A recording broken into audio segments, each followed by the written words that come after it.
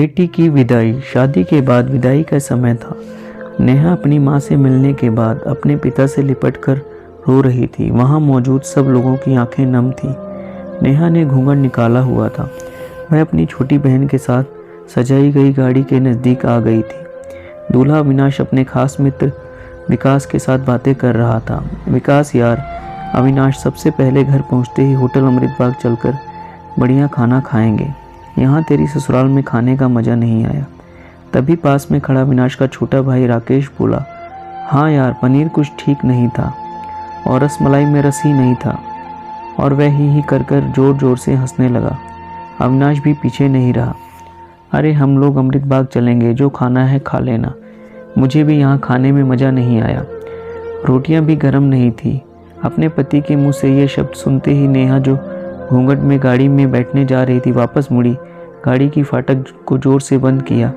घूंघट हटाकर अपने पापा के पास पहुंची। अपने पापा का हाथ अपने हाथ में लिया। मैं ससुराल नहीं जा रही पिताजी, मुझे ये शादी मंजूर नहीं। यह शब्द उसने इतनी जोर से कहे कि सब लोग हक्के बक्के रह गए। सब नज़दीक आ गए। नेहा के ससुराल वालों पर तो जैसे पहाड़ टूट पड़ा। मामला क्या था यह किसी की समझ में नहीं आ रहा था। तभी नेहा के ससुर राधेश्याम जी ने आगे बढ़कर नेहा से पूछा, लेकिन बात क्या है बहू? शादी हो गई है, विदाई का समय है, अचानक क्या हुआ कि तुम शादी को नामंजूर कर रही हो? अविनाश की तो मानो दुनिया लूटने जा रही थी। वह भी नेहा के पास आ गया। अविनाश के दोस्त भी सब लोग जानना चाहते थे कि आखिर ऐन वक्त पर क्या हुआ कि दुल्हन ससुराल जाने से मना कर रही है। नेहा ने अपने पिता दयाशंकर जी का हाथ पकड़ रखा था। नेहा ने अपने ससुर से कहा, बाबूजी, मेरे माता पिता ने अपने सपनों को मारकर हम बहनों को पढ़ाया लिखाया, वह काबिल बनाया है। आप जानते हैं एक बाप के लिए बेटी क्या मायने रखती है। आप वो आपका बेटा नहीं जान सकते क्योंकि आपके कोई बेटी नहीं है। नेहा रोती हुई बोले जा रही थी, आप जानते हैं मेरी शादी के लिए शादी में बारातियों की आवाभगत में कोई कमी ना रह जाए, इसलिए मेरे पिताजी पिछले 1 साल से रात को 2-3 बजे तक जागकर मेरी माँ के साथ योजना बनाते थे। खाने में क्या बनेगा, रसोइया कौन होगा। पिछले 1 साल में मेरी माँ ने नई साड़ी नहीं खरीदी क्योंकि मेरी शादी में कमी ना रह जाए। दुनिया को दिखाने के लिए अपनी बहन की साड़ी पहनकर मेरी माँ खड़ी है।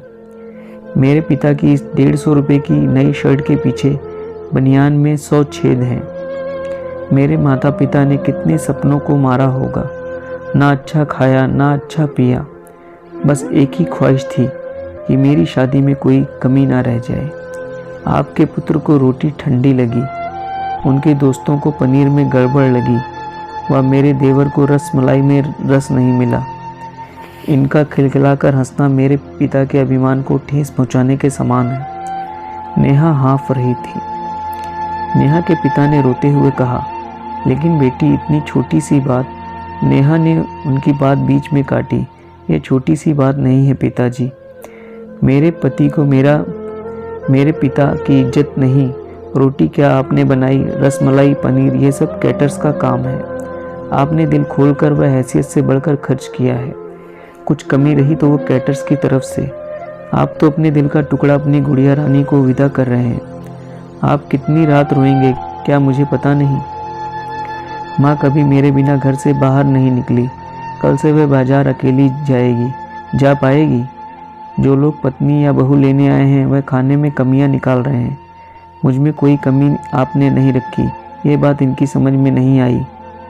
दयाशंकर जी ने नेहा के सर पर हाथ फिराया। अरे पगली, बात का बतंगड़ बना रही है। मुझे तुझ पर गर्व है कि तू मेरी बेटी है, लेकिन बेटा इन्हें माफ़ कर दे। तुझे मेरी कसम, शांत हो जा। तभी अविनाश ने आकर दयाशंकर जी के हाथ पकड़ लिए। मुझे माफ़ कर दीजिए बाबूजी, मुझसे गलती हो गई। मैं उसका गला बैठ गया था, रो पड़ा था वह। तभी राधेश्याम जी ने आगे बढ़कर नेहा के सर पर हाथ रखा।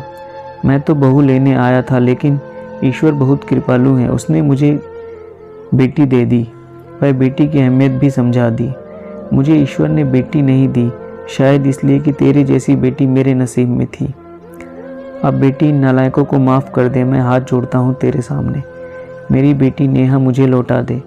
और दयाशंकर जी ने सचमुच हाथ जोड़ दिए थे। वह नेहा के सामने सर झुका दिया।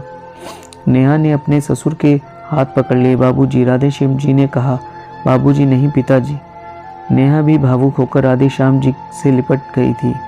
दयाशंकर जी ऐसी बेटी पाकर गौरव की अनुभूति कर रहे थे।